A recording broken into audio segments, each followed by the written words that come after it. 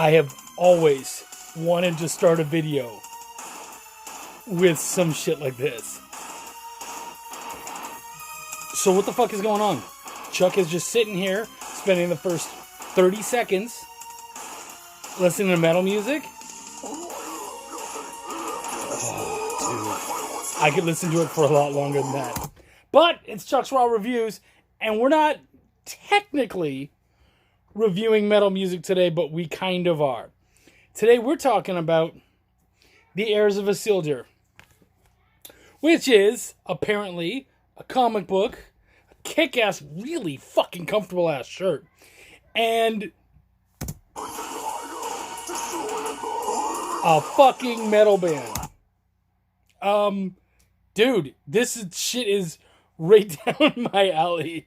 So obviously, I'm pretty fucking excited about this one. Hopefully, in the rawness, I don't 100% know that the sound came through, but hopefully it did, because that was fucking badass. This is all of this Heirs of Isildur. This is definitely the longest book I've ever had to go through for Chuck's Raw Reviews. This was 11 issues, all put in one huge omnibus. This is the Heirs of Isildur, the Crossroads Conundrum. Dude, very cool. First off, the fact that most of it came from metal music is so badass in my mind, and I'm in love with. I haven't talked about any of the people. All I've done is eschew my love of metal. I don't get to do it very often, so just fucking chill. So, this was all originally created by Matt Knowles. Now, the music came first, and then he wanted to make an ebook. And so, it started as an ebook, and you can see very early on, just kind of the sort of walls of speech and whatnot. Like, there's just an awful lot of text. And I would say eventually, like very early on, it's kind of difficult. Just because for something like this, it's an awful lot of speech. But again, it's because it was meant to be a book at the beginning, and it evolved into a comic book. And so you can see, like, you saw that. I showed you kind of the waves. And then look at this.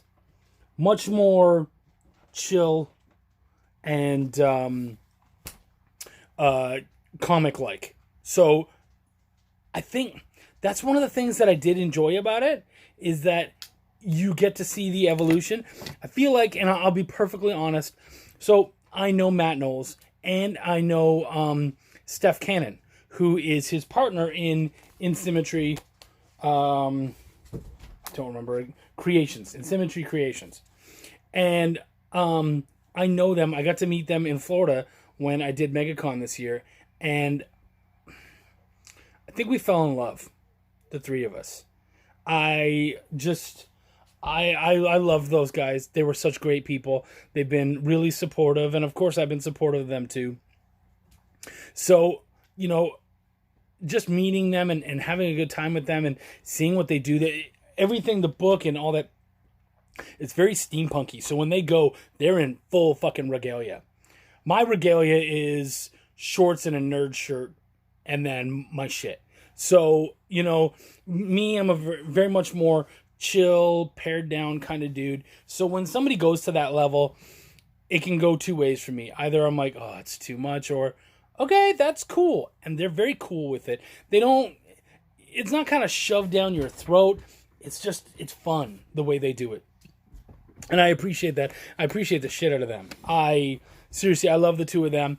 I'm trying not to let that affect my review, though. Because at the end of the day, I want you guys to understand that I talk about stuff that I love. But just because I love somebody does not mean that their stuff was perfect. And of course, even my own books, I have a buddy of mine who was talking about about people having to review their own books, and I was like, I'd probably be pretty harsh. about some of my stuff, just because I've learned and I'm not that creator anymore. So, and I think Matt actually, Matt and I have talked about it. I did talk a little bit about it, and I think he would very much agree. And so, as it started, it was an ebook, and the art. Well, it's funny because the art and everything in the first like couple issues, it's the main artist who ended up kind of taking over after, as of issue 6, he and Steph Cannon. So the main artist becomes Javi. Is his name Javi Lapara, I believe. He came in at issue 6 and he finished up the rest of the series. So, but he came back because the first couple issues were just ebook sort of format. He came in, added extra art and all that. So you can't see the difference, but then you look like a little later on and you can kind of see how it's sort of different art. Trying to find some of the ones. But yeah, you can sort of see, kind of the difference and whatnot. It's still good. It's not Javi. It's not that, it's not the same level of quality. And so, you see the story build up. You see the strength of it build up. You see the evolution of it build up. You see the art. You see all that. Like, I could feel when, Steph came in and helped out. And that's not an attack on Matt. We all need editors. As an editor, I have people who go over my stuff. So again, that's not an attack on Matt at all. It's just he needed someone. And you know what? I think he would agree with me that Steph was very much the missing piece to that puzzle, which is kind of funny because this is all about gears and missing gears. And I guess we should actually talk about the book. How far into this? 7 minutes in. I haven't actually talked about the story. Just talked about how much I love these guys and whatnot. So cool. Anyways, you understand now that it is an evolution, that it definitely gets better, that it builds up to something very cool and very huge. So what I loved about having this and reading it is you start and you go, okay, there's Michael Isildur, and he's all I know. And then you get a little bit further, and so I can give away a little bit. He discovers on his property this underground laboratory. He had finally kind of gone out into the farther reaches of his property, and he found a laboratory. And he went down there, and he had this pouch that he had had for a long time, and he found a gear that looked like it fit into one of the machines, so he fit it in, and that machine roared to life, and a portal happened, and out came this guy, who ended up calling himself Shiver. The neat thing about these portals is that when people come out of them, they remember a lot, but they almost don't remember their names. So they end up remembering basic things about their lives and all that kind of stuff, but for some reason their names always sort of escape them. So it's almost like the personal self is lost, but the history is there somehow, which I'm very interested to see how that happens, or if that's ever explained or whatnot. So I loved sort of being able to look at the cover and go, oh, cool. All right. So now I've met Shiver, and then I got to see Merc, and then on the back, I got to meet these other people who slowly show up. And so you see, the group of people around him sort of build up and grow. This is not a story like any others. First off, the one thing that seems to be missing, and I'm saying that, in quotations, because I'm not necessarily sure that it was needed, but I would say in a lot of ways it was kind of missing a villain. Now, some villainous stuff comes in towards the end, but throughout the story, it's more happenstance is the villain. And I know that's kind of underselling it a little bit. I'm not quite sure how to say it. But basically, it's all about him sort of gathering these people up and sort of starting to understand the machinery and how to use it and what it does. And also trying to avoid and deal with the fact that he lives in this small village who the people of the village do not like outsiders. So now he has all these outsiders coming in, and people are going to want to know. So, again, it's more dealing with everything that goes on around him as this other weirdness is entered into his life. And of course, towards the end, he finds that he's actually in the middle of something much bigger than himself. And some truly cool shit happens. The end was really spectacular and definitely worth all of the early walls of reading. Yeah, guys, I really enjoyed this an awful lot. If you like steampunk, if you like fantasy, if you like time travel, I think this is going to be very much the book for you. Definitely something worth checking out. Of course, like I said, I love them. It's difficult. I don't know a lot of people whom I like as a person, but can't deal with their writing or their art. So I tend to kind of gravitate to people who I not only like, but also respect what they do. And, Matt and Steph are very much, I have never met Avi. We'll see what happens there.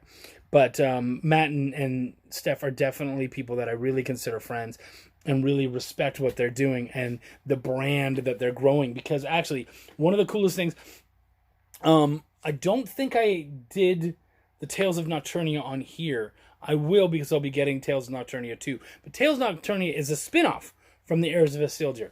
And what's really cool is this dude here, he's king, they call him King Lovelorn. And so King Lovelorn ends up leaving his kingdom in absolute disrepair. He leaves basically at the worst point possible. And so the Tales of Nocturnia takes over at that point, and we get to see kind of how that power vacuum, what happens when he's gone. So that's one that I'll talk about later, but I loved that came from this. And what's really neat is talking with Steph and Matt, they didn't do that on purpose. In fact, it was Javi who ended up making that happen, because he did one little thing. I'm trying to find the exact page. Okay, cool, yeah. So his most trusted advisor ends up being put on display, and he's going to be killed. He's going to be beheaded. And when the queen ends up falling and dying, like all this crazy shit happens, and they have this one little panel of him, of the executioner just looking up like, why God has all of this happened? And they loved that panel, and they were so stricken by that panel that they wanted to tell the rest of the story of that executioner and why he was so messed up by this situation when he's a killer. Like this should be something he's used to. So it's very cool. I enjoyed the first issue, and I'll talk about that one more when it comes up. But Heirs of Isildur, obviously I'm a fan. I'm repping them in every way possible. I got the book. I got the shirt. I don't have the hat. I will get the hat. I don't know how. I might even have the hat by the time the Tales of Nocturnia 2 video comes up. But I'm repping them because I love what they're doing, and I think you guys will enjoy it too. So please check out In Symmetry Creations. Check out the Heirs of Isildur. I think you're going to have a blast. All right, let's listen to just a little more motherfucking metal.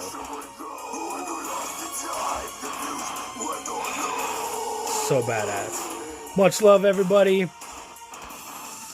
And the new is 2020. So the new saying, if you guys haven't heard it, this is how we end every video now. My name's Chuck, and I give a fuck. Peace out, guys.